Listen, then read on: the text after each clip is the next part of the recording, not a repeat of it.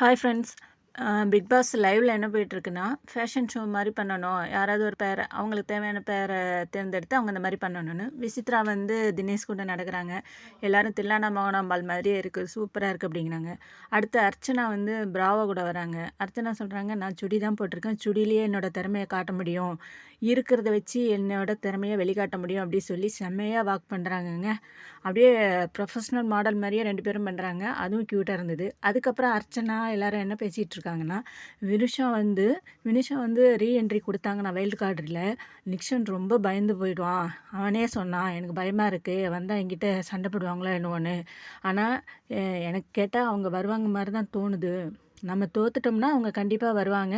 வந்தாங்கன்னா, நிக்ஷனுக்கு நல்ல பாடத்த கத்துக் குடுத்துருவாங்க அப்படின்னு சொல்லியிருக்காங்க. நீங்க எல்லாரும் என்ன நினைக்கிறீங்கங்கிறத கமெண்ட்ல சொல்லுங்க. ஏன்னா, கமல் கூட இத பத்தி எதுவுமே எந்த ஒரு டிஸ்கஷனுமே பண்ணல. மத்ததுக்கெல்லாம் உரிமை குரல்ல ரெட் கார்டு அது இதுன்னாங்க. அவங்கள பத்தி வினிஷாவ பத்தி இவ்வளோ அசிங்கமா அவர் பேசியிருந்தாரு. அதுக்கு எந்த ஒரு ரியாக்ஷனுமே அவர் பண்ணல. ஒருவேளை அதுக்காக அவங்க இன் கார்டு என்ட்ரில ஜெயிச்சு வந்தாங்கன்னா நல்லாயிருக்கும்ல?